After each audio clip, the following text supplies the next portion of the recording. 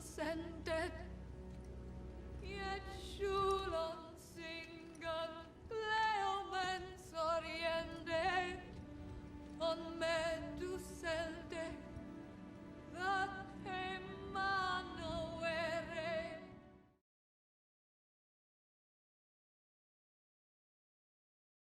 Sound the alarm bells, the end is nigh. E3 2020 has officially been cancelled by the ESA today. This is enormous news. It is the first time in the history of this conference that it has been flat out cancelled. There's been a lot of interesting history over the years with the conference being moved into different venues, and obviously it used to exist at a much different scale, but never before has the show been flat out non-existent, cancelled, and just not happening for a single year since its inception. And I think there's a lot of interesting stuff to talk around about this, simply because how essential E3 typically is to a lot of the publishers' announcement strategies. So this means there will obviously be no booths, no way for publishers to show off games directly to the press. Some have been pretty clear about what they're going to do. Microsoft was the first one. The head of Xbox, Phil Spencer, has been super clear over the last few months that E3 was a large part of their strategy heading into the Xbox Series X launch. We knew that their conference this year was going to be a big one. That's where they were going to go all out on the Xbox Series X. All the details were going to be there. So no doubt, obviously, these developments are going to impact a lot of games companies, but perhaps Microsoft most substantially, because they're the guys that are launching a console at the end of the year, and Sony was never going to go anyway. Hang on, I've just realised I didn't even mention why it was cancelled. I mean, guys, it's the virus.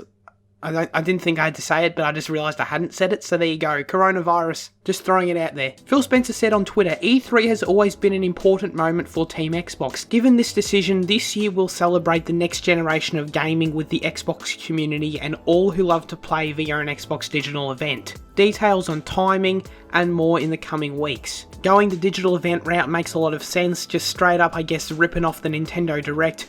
Why not? It's a great way to still be able to communicate all the announcements, all those plans don't have to be thrown out the window, and it can be done, frankly, in a far more efficient manner than a staged press conference could ever be. Ubisoft said something similar at the end of their press release. They say, "We're exploring other options for a digital experience that will allow for us to share all the exciting news we have planned. Stay tuned for more." Ubisoft and Microsoft, they're the two companies that I think have come out and made it pretty clear that they're going to do something like that. Ubisoft didn't flat out confirm that, but given the fact they mentioned it at all in their statement, seems to suggest it's very likely that's what they're going to do. As for publishers that are still in the grey area, EA, which normally runs their EA Play event parallel to E3 but not typically as part of the same event, they've basically just said they're going to keep looking at the situation. They haven't made any decisions yet, fair enough. And Nintendo also released a statement, which, I mean, there's not much point reading that because they just do their Nintendo Direct anyway, so obviously they are normally at the show floor and they won't be this year, but that doesn't really affect the vast majority of people that consume E3 content anyway. So those are the publishers and the information we have right now. Bethesda still, I believe, hasn't said anything, so we'll find out. I'm sure we'll get plenty more information rolling through about what publishers are thinking, saying, planning, all that good stuff. We'll hear about it all over the coming days, I do presume. This news was honestly, for me, more surprising than anything else. I'm not, as a video game fan, I'm not that concerned about it. I'm not that disappointed in it. Honestly, it's obviously a shame that E3 has been altered in this way, especially from a professional standpoint for a lot of these developers and just people that work in the industry. E3 was obviously a very important time to strike bargains. Obviously, I'm not in the games industry per se, but so I don't really understand exactly what goes down. But my understanding is there are a lot of business agreements, arrangements, meetings held during the E3 time that are actually really important to a lot of developers financially and are also really important to the growth of the industry. So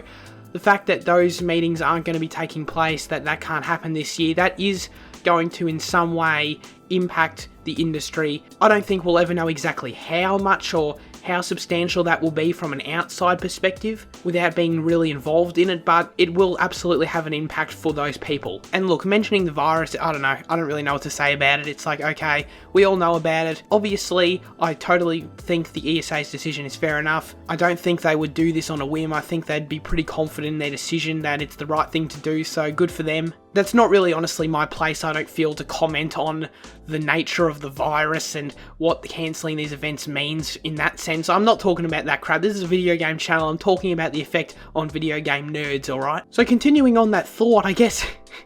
oh, this is a weird transition. But I guess it's kind of then a shame in that sense that we're losing the on-stage press conferences. Sure, we're going to get those announcements and that's great. We're still going to get the reveals. We're still going to get, I guess, generally speaking, the hype that we anticipate about E3 every single year. It will definitely be delivered differently, but it's still going to exist. So that's a plus. But we're going to lose the on-stage moments, which means, guess what? If everyone's doing digital events, if everyone's producing videos, we're not going to get as much fun cringe. It's Ridge Racer. Ridge Racer. Remember that one? And I'm not going to lie, it's a bit disappointing. In these kind of apocalyptic times in our society, all we need is some good old E3 cringe, and unfortunately, I don't think we're going to get it this time around. Unless, of course, there's major video editing errors, or some kind of terrible fail on the live streams, or something like that. I mean, yeah, the potential's still there, I guess. Anyway, on to way more important things. Jason Schreier mentioned on Twitter something very interesting, and that's the fact that WB Games was, for the first time this year, planning internally to do an E3 press conference. They've never done this before. Typically they show off their games at the conferences of other companies, but they were going to do their own conference because they had a lot to talk about. We've been talking about Rocksteady's game for so goddamn long. We've been talking about the next Batman game for so goddamn long. We've been talking about that Harry Potter game for so goddamn long. That's exactly why WB was going to do an E3 event this year, because apparently they've got all that stuff to talk about and reveal. That almost definitely would have been my most anticipated conference, honestly. But they never announced or officially confirmed that. I absolutely trust what Jason says. I believe the fact that they were planning that event is 100% true, but the interesting thing is it could absolutely still go ahead just as a digital event now. So I'm not going to get too sad about that one. Probably a lot of the production process and planning for that event would have been completed already, so I would not be surprised at all if in the coming weeks and months we get a confirmation that WB will still do a digital event anyway. So that's cool. WB can have their first ever E3 quote-unquote conference. It's not really a conference anymore, but as a digital event this year, that'd be pretty cool. But getting out of the weeds of exactly what this means for E3 just this year, let's take a look at the bigger picture, shall we? Let's take a step back. A lot of people I've seen online have been saying this is the end of E3 full stop. The show has absolutely been going in a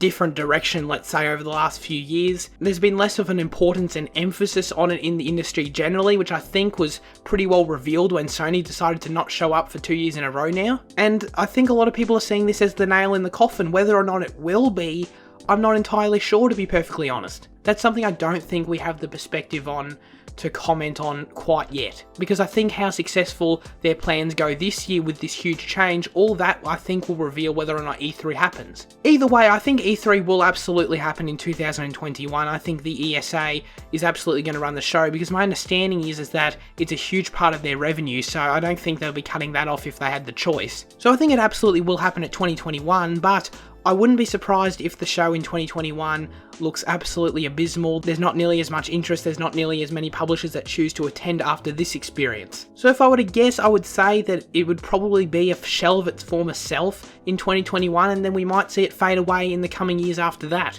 Because these publishers like Microsoft, like Ubisoft, like WB, and probably a few others as well, that have never done Nintendo Direct style digital events, they're going to do them this year out of pure necessity, but then when it comes around again to next year, of course assuming we're not all dead via the coronavirus, when the show comes around again next year, they might decide, oh hey, I mean we had to do that digital event last year because of the whole outbreak thing, but hey, we actually didn't mind doing that, we liked it, so let's just do that instead, ditch the press conference. That's a very feasible reality I could see happening for sure. I think that covers all that stuff directly, but last dot point I've got here, what does this mean for Sony's internal plans regarding the PS5 reveal? I feel like I'm going to throw up if I have to talk about this goddamn PS5 reveal without any official news, Sony, in another video, Jesus. The time of the February event has long come and long gone. That was clearly all bollocks like I kind of suspected. But the question remains, we still don't know exactly what they're planning on doing. They absolutely could have been planning on doing their own conference sometime in the May-June area, which is something I discussed before, and